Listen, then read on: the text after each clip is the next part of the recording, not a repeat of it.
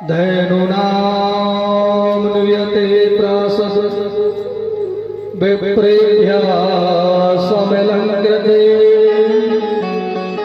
तिलात्रीन सप्तरत्नोगा सातगोभा वरो व्रता। ब्राह्मणों को बुलाकर के हजारों गायों का दान आज नंद बाबा ने किया।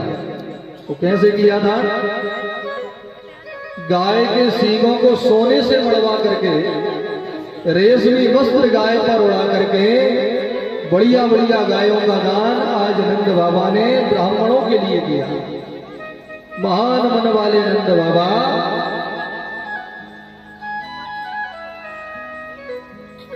आज अपना सर्वस्व ही मानो भगवान के चरणों में न्यौछावर करने में लगे हो। नंदा आत्मज उत्पन्ने जाता लाभो महामना आहुः विप्रान वेदज्ञा स्नाता सुचिरलंकृता। बोल नंद के लाला की जय हो। दूर दूर जो ब्रजवासी रह रहे थे, जब उनको पता लगा कि नंद के घर लाला हुआ है, तो एक ने कहा चलो दर्शन करे आवे। तो सबके सब भगवान के दर्शन करने के लिए आ रहे हैं। तो नंद भवन के बाहर सब एकत्रित होकर के झूम रहे हैं, नाच रहे हैं, बधाइयों का आनंद ले रहे हैं। और ऐसी बधाइयां बजी महाराज कि 7 दिनों तक बधाइयां बंद नहीं हुई। यह सब के सब ब्रजवासी भगवान के उत्सव को 7 दिनों तक मनाते रहे। तो सबके सब नंद भवन के बाहर इकट्ठे हैं, झूम झूम करके नाच नाच करके भगवान को रिझा रहे हैं। तो आइए हम भी 2 मिनट भगवान के उत्सव में शामिल हों और बाल लीलाओं में प्रवेश होगा। हो सो बधाई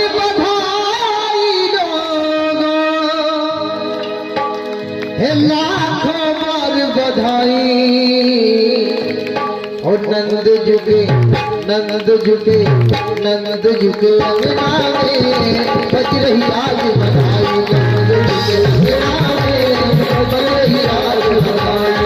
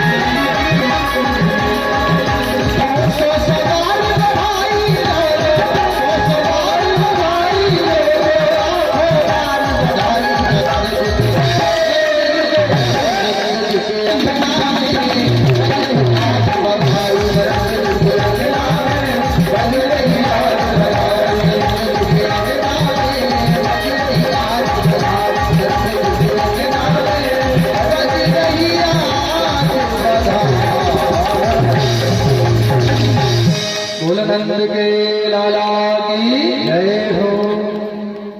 ऐसा सुंदर उत्सव बना कि कब उत्सव मनते मनते 7 दिन हो गए किसी को पता ही नहीं चला। 7 दिनों के बाद में नंद बाबा को याद आया, अरे राम राम बड़ी गड़बड़ हो गई, बाबा क्या हुआ? नंद बाबा ने कहा, भैया झूला का उत्सव मनाने के चक्कर में हम कंस को कर देना भूल गए। नंद बाबा के घर में 9 लाख गाय हैं, तो इनको हर वर्ष बाहर से कर जमा कराने के लिए कंस के पास में जाना होता है। तो गौ रस ही कर के रूप में ले जाते हैं, माखन घी आदि मटकों में भर भर के ले जाते हैं, तो कर के रूप में कंस के पास में जमा करा देते हैं। तो कर जमा कराने की जो तिथि थी वो तो निकल गई। वो कंस क्रोधी स्वभाव का है, ज्यादा देर करेंगे तो क्रोध करेगा। तो बाबा ने कहा, देखो वाला अब हम जा रहे हैं मथुरा, तो जब तक हम लौट के ना आवे सब कन्हैया का ध्यान रखो, खूब उत्सव मनाओ। तो लाला के बिल्कुल अकेला मत छोड़ना। ब्रजवासियों ने कहा, बाबा तू तो निश्चिंत होकर के जा, यहाँ की बिल्कुल फिक्र मत करियो, हम सब लोग हैं मिलकर लाला का खूब ध्यान रखेंगे। नंद बाबा तो निकल गए मथुरा, और मथुरा से पूतना मौसी आ गई गोकुल। पूतना छोटे छोटे बालकों को जहर खिलाती हुई घूम रही थी। इसने देखा कि यहाँ तो बड़ा उत्सव मन रहा है, जरूर किसी पूत का जन्म हुआ है, मेरा नाम है पूतना, मेरे होते हुए पूत का उत्सव मन रहा है। तुरंत सुंदरी बन गई पूतना, वेश बदल लिया इसने, वो चेहरे को ढक लिया।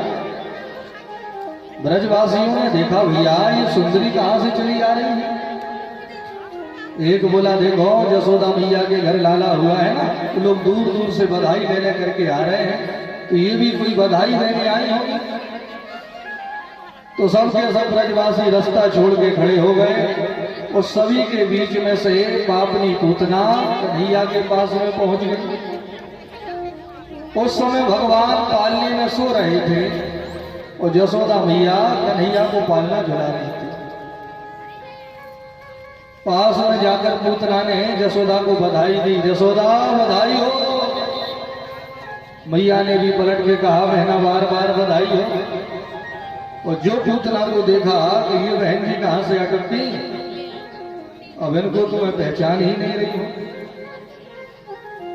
अगर इनसे कहूं कि मैंने तुम्हें पहचाना नहीं तो इनको बुरा लगेगा कि भाई हम तो इतनी दूर से बधाई लेके आए और ये हमको पहचान कर नहीं रही है। और मैया पूतना से कहे भी कुछ ना, वो बार बार पूतना कोई देखे। पूतना ने कहा जसोदा इसे आगे भाड़ भाड़ के क्या देख रही है, क्या मुझे नहीं पहचाना? अरे तेरे मायके से ही तो आई हूं। मैया ने सुना मेरे मायके से आई है तो प्रसन्न हो गई मैया। अरे मेरी कोई होगी, मैं भले ही नहीं पहचान रही हूं, भले ही सगी बहन ना हो, ममेरी चचेरी भुपेरी मोसेरी कहीं से कुछ तो लगती होगी। बढ़िया हुआ बहन तू आ गया। अच्छा, माताओं को मायके से बड़ा प्रेम होता है। कोई आतंकवादी भी आके कहे कि हम मायके से आए हैं, फिर देखो सेवा होती है। अब ये पूतना आतंकवादी तो है, और छोटे छोटे बच्चों को मारती हुई घूम रही है, तो आतंकवादी है कि नहीं? लेकिन इसने कहा जसोदा हम तेरे मायके से आए। तो मैया ने इतना भरोसा कर लिया कि कन्हैया को पूतना के भरोसे ही छोड़ के मैया घर के काम करने चली गई। वो पूतना मौसी इसी मौके के इंतजार में थी। जैसे ही मैया घर के कामों के लिए गई, पूतना ने देखा मौका बढ़िया है, सोते हुए कन्हैया को तुरंत अपनी गोद में उठा लिया। तो भगवान की आंखें खुल गई। कन्हैया ने आंखें खोल के मुस्कुराते हुए पूतना को देखा, ओ मौसी जी आई। मौसी जी को देखा तो तुरंत घर आंखें बंद कर ली। दोबारा भगवान ने फिर आंखें खोल के नहीं देखा पूतना को। परीक्षित ने कहा प्रभु अगर भगवान ने पूतना को देख ही लिया था तो मार ही देते, तो कन्हैया तो आंखें बंद करके सो गए इसे देख के। तो आखिर भगवान ने पूतना को देख के अपने नेत्रों को क्यों बंद किया? इसके कई कारण हैं। वृंदावन के हमारे महात्मा तो बड़े सुंदर सुंदर भाव प्रकट करते हैं कि भगवान ने पूतना को देख करके नेत्र क्यों बंद किए।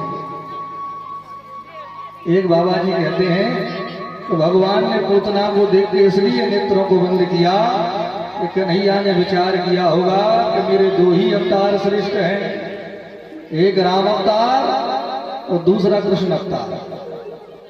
जब हम राम अवतार लेके आए तो सबसे पहले ताड़का को मारा, वो कृष्ण अवतार लेके आए हैं तो सबसे पहले पूतना को मारना पड़ेगा। तो दोनों बार श्री गणेश माताओं से ही होता है। अब श्री गणेश हो ही रहा है तो आंखें बंद करके मंगलाचरण तो कर लो भाई। जिस कार्य को करने आए थे आज से वो ही काम प्रारंभ हो रहा है। तो जब हम कोई बढ़िया काम प्रारंभ करते हैं तो मंगलाचरण करते हैं कि नहीं करते? तो आज मानो प्रभु ने नेत्र बंद करके अपने इष्ट का ध्यान लगाया, इसलिए भगवान के नेत्र बंद हो गए। अथवा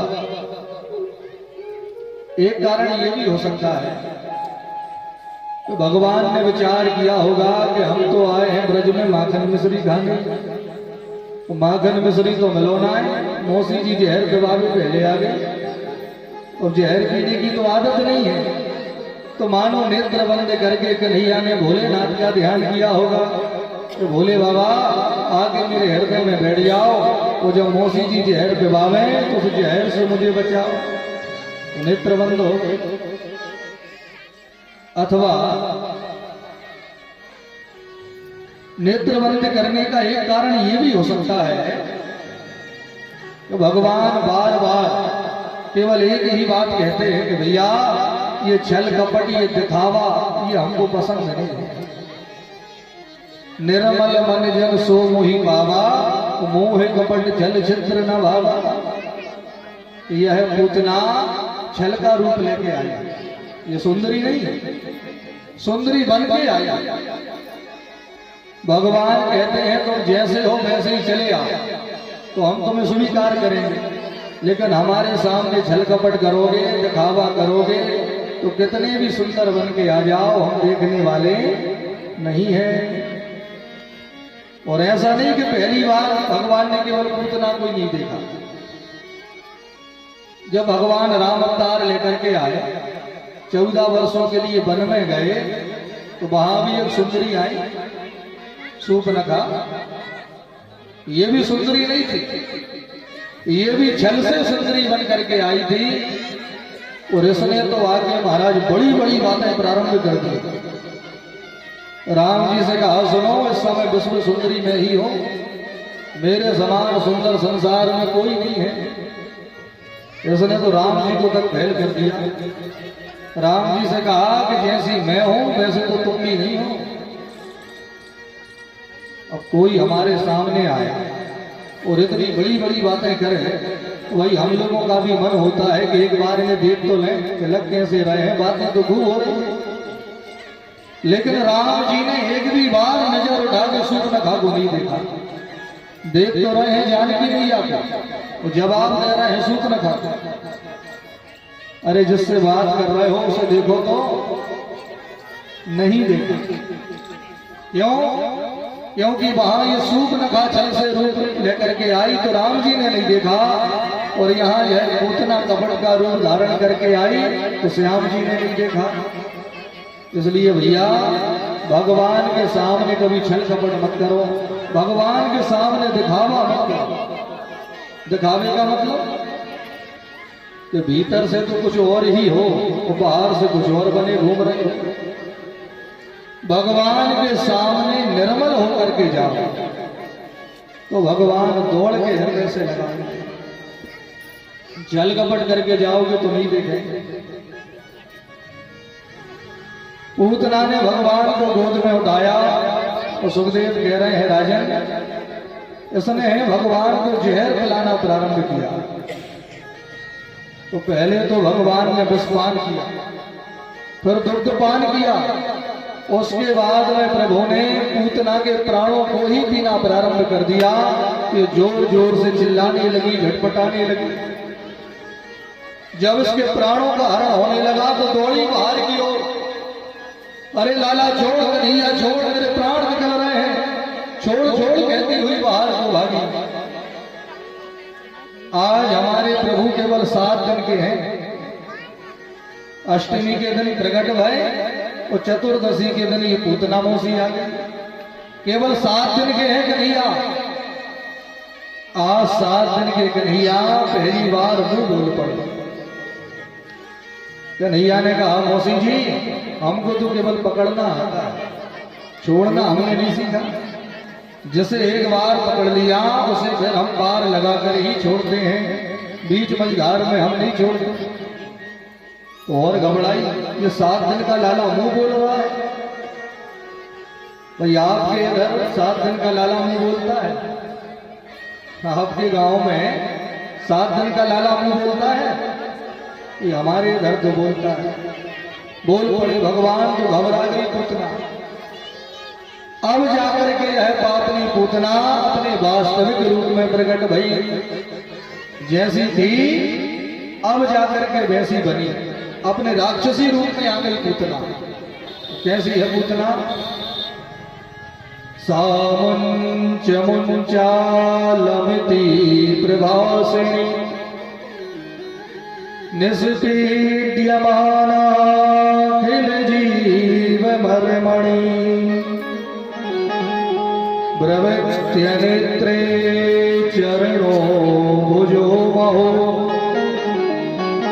प्रभेत्र गाता क्षिपति रुरोदा पूतना लोके बालगिनी राक्षसी रुधिरासरा जिंगासयाति हरे दत्त्वा प्रसंवितम्। कैसी है पूतना? बोले 18 किलोमीटर लंबी है पूतना। 18 किलोमीटर लंबा इसका शरीर। और विचार करो 18 किलोमीटर कहां तक होगा तुम्हारे गांव से? ऐसी हट्टी कट्टी। जब भगवान ने पूतना के प्राणों का हरण किया और पापनी पूतना जब जमीन पर गिरी तो भयंकर शब्द ध्वनि प्रकट हुई। 18 किलोमीटर के बीच में जितने बाग बगीचे पेड़ पौधे लगे थे सब इसके गिरने से चकनाचूर हो गए। तो लोग घबराने लगे, दौड़ने लगे। जहां से आवाज आ रही थी वहीं को भाग रहे। मैया ने भी आकर के देखा कि पालना खाली है, कि मैया नजर नहीं आ रहा। तो मैया भी पागलों के भांति ब्रजवासियों के पीछे पीछे भाग रही है।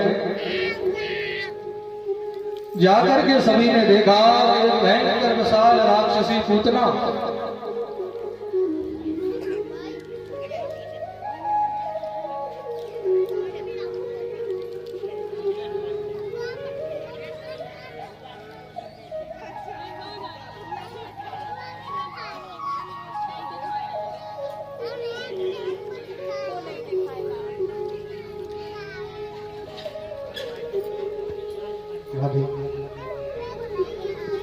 बोलिए राधे राधे। लोगों ने आकर के देखा तो भयंकर विशाल राक्षसी पूतना मरी पड़ी और कन्हैया उसके हृदय पे बड़े बड़े किलकारियां भर रहे हैं। जैसे ही खेलते हुए कन्हैया को लोगों ने देखा तो सबकी जान में जान आ गई। बोले पूतना भले ही मर गई लेकिन हमारा कन्हैया तो सुरक्षित है। नशे नहीं लगा करके भगवान को नीचे होता तो इतना विशाल इसका शरीर। एक ने कहा क्यों रे पूतना कैसे मरी हुई? दूसरा बोला कन्हैया को लेके भगी हुई तो लगी ठोकर धम्म से गिर के मर गई। एक ने कहा क्यों रे अगर गिर के मरती तो मुंह के भर ना गिरती, ये तो सीधी पड़ी है। इतने में ही नंद बाबा आ गए। ब्रजवासियों ने कहा चलो जैसे भी मरी हो मर तो गई लेकिन गोकुल का और मथुरा का पूरा रास्ता जाम करके अब इसे जलाए कैसे? 18 किलोमीटर लंबी चिता कैसे तैयार होगी? नंद बाबा ने कहा तो फिर मेरी सुनो, सब अपने अपने घरों में जाओ, दौड़ दौड़ करके कुल्हाड़ी फरसा उठा लाओ और पूतना के शरीर को काट काट करके पहाड़ जैसा ढेर बनाओ और जितने पेड़ पौधे इसके गिरने से टूटे हैं इसके ऊपर डाल करके आग लगाओ। यही किया, काट करके ढेर बनाया, पेड़ पौधों को लाला करके इसके ऊपर डाला तो जब आग लगाई तो जलती हुई पूतना के शरीर से ऐसी सुगंध निकली कि पूरा वातावरण सुगंधित हो गया।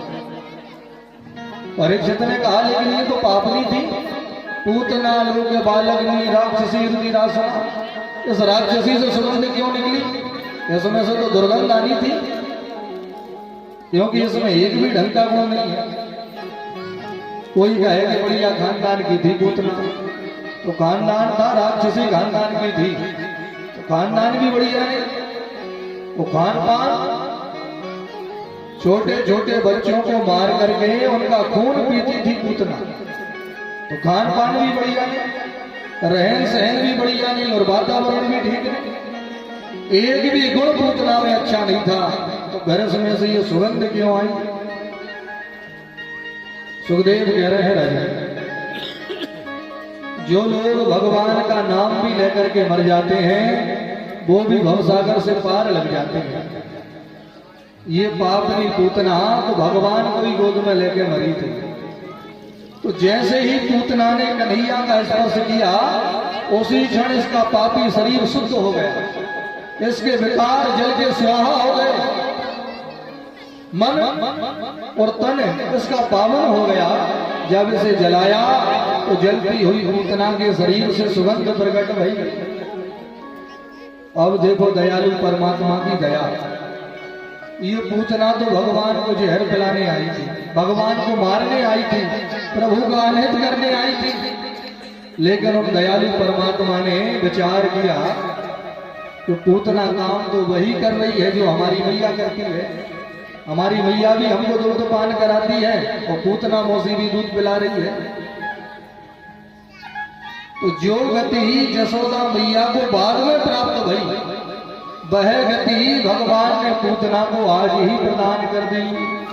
माता की गति देकर के भगवान ने पूतना को सुंदर लोकों में भेजा और इसे मुक्त कर दिया। न जाने कौन से गुण पर दयानिधि रीझ जाते हैं, एक भी गुण इसमें ठीक नहीं था, लेकिन काम वही कर रही है जो मेरी माँ करेगी। तो माँ जैसी ही है, माँ सी है, तो माता की गति दे दी इसको। कम्बा दयालु शरणम ब्रजेमा, हे प्रभु आपसे ज्यादा दयावान और कौन हो सकता है कि जो जहर देने आई थी, जो मारने आई थी, उस पर भी कृपा करके आपने उसे मुक्ति दे दी। तो जब पूतना जैसों को मुक्ति मिल जाएगी तो क्या हम लोगों को नहीं मिलेगी? अब ये विचार मत करो कि हम गुण है कि नहीं है, वो गुण देख कहाँ रहे। अगर गुण ही देखे होते तो पूतना को मुक्ति मिलती। उनका ठिकाना नहीं है कि किस बात में रीझ जाए, उनको रिझाने का प्रयास करो।